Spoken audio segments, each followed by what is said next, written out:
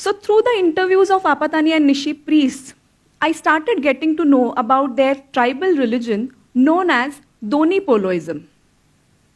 Doni Poloism is one of the very few tribal religions still practiced in Arunachal Pradesh.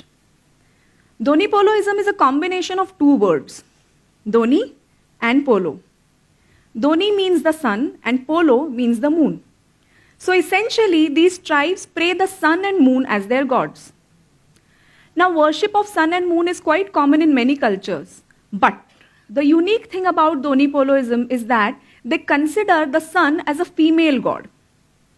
They believe that the entire creation has been born out of her, and therefore they refer to her as Ane Doni or Mother Sun. The moon is a father god and he is believed to be the guardian of time. Just like all outsiders, I initially thought that these tribes actually pray the sun and moon visible in the sky. It was quite later in my study that I realized the true meaning of the word Doni Polo.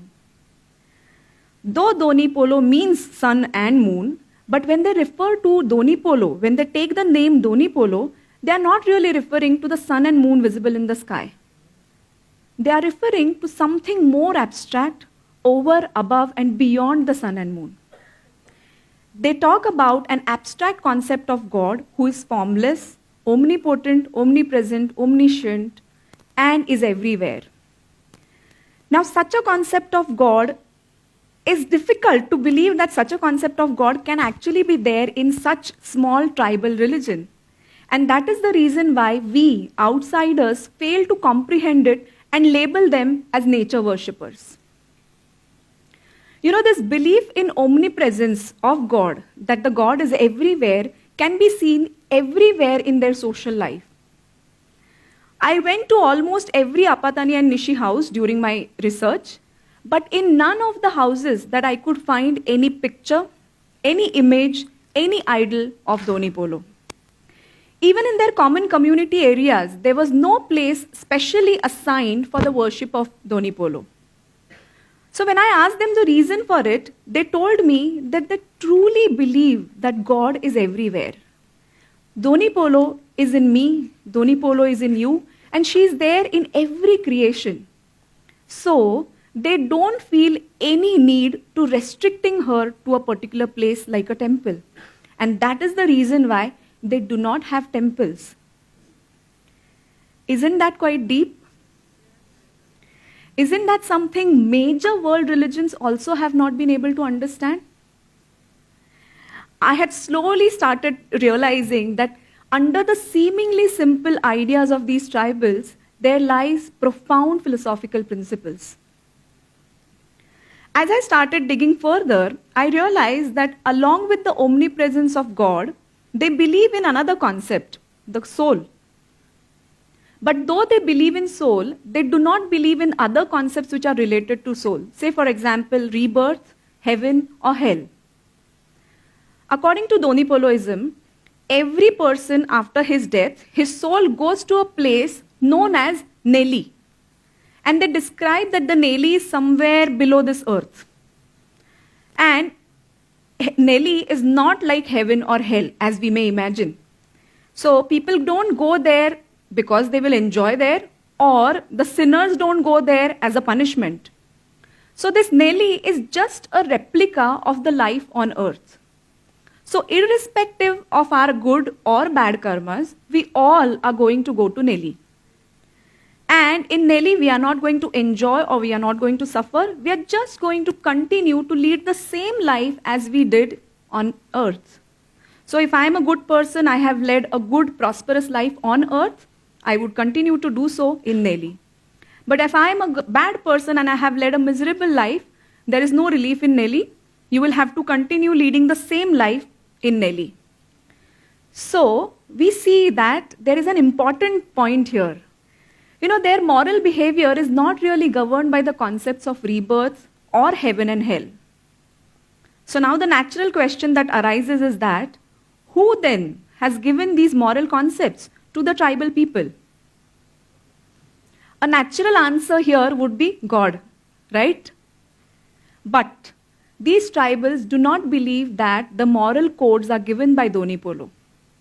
They told me once that our religion is not a religion of book. And as a result, there are no commandments given to us.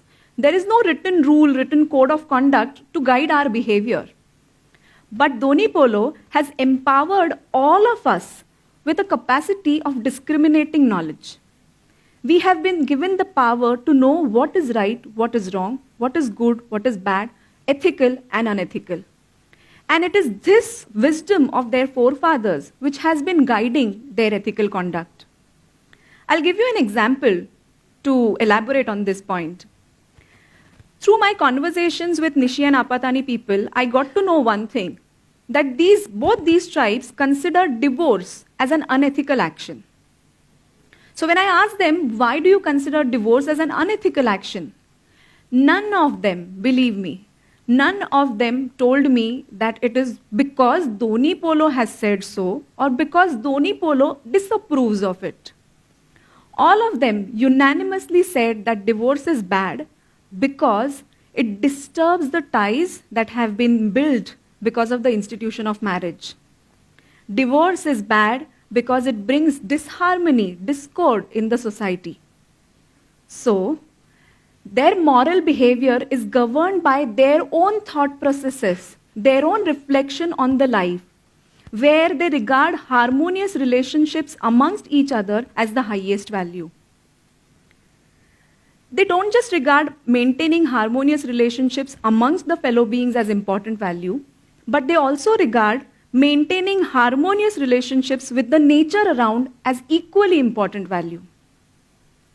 We can say that they follow an environmental philosophy, maybe called as sibling relationship. As I said earlier, they believe that Doni Polo is the source of everything. She is the mother. She is the one out of whom everything, every creation is born.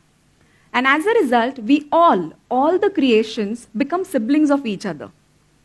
So, human beings, we do not hold any superior position compared to all other creations. In fact, as elder siblings, we have been entrusted with this responsibility of loving, nurturing, and taking care of the environment. And due to this approach towards environment, Nishi and Apatani people have been able to maintain ecological balance beautifully. If you go to Zero, you will see that it is lush green with paddy fields all over. Apatani people have mastered the skill of paddy cultivation, but they do it without the use of any machinery, any chemicals or pesticides. Because they don't use any chemicals or pesticides in their fields, they can grow fish into that water. These paddy fields require certain enclosures, so they build small bunds around it. But even on those bunds, they grow millet. Every Apatani house, Nishi house, has a kitchen garden where they grow vegetables for their daily use. So every waste material from the house goes to the garden. So, maximum utilization of the resources is the mantra for their sustainable development model. Looking at this approach to the environment, UNESCO has recognized Zero Valley, has nominated Zero Valley as World Heritage Site. Now, a careful analysis of all the above points brings forth an important idea, that the labels that you and me and all the outsiders or the so-called mainstream people attach to tribal people and tribal religions in particular, like animism, primitivism, backwardness, nature worshippers, are definitely not apt. Their religions are equally based on strong philosophical principles. These philosophical foundations have guided their lives for centuries together. It is in fact our unawareness about these philosophical principles that is responsible for such labeling. So to avoid this kind of flawed understanding, we need to change. We, the so-called mainstream people, need to change our stereotypical way of looking at them. If we remove this glasses of superiority and try to look at the tribals objectively, we would realize that they also have certain things to contribute to the society. You know, we always perceive ourselves at the giving end and tribals at the receiving end without even inquiring for a second if they really need anything from us. And would our solutions be okay for them? Would it work for them? You know, I feel that these tribals are like backbenchers who are generally assumed not to have any answer, and in fact, they might have an answer to the question asked by the teacher. And we all, behave like those teachers who just assume that they have nothing to contribute to the class. So, if we really want to bridge this gap between us and them, and we want to integrate them into the mainstream, what we need to do is keep an open eye.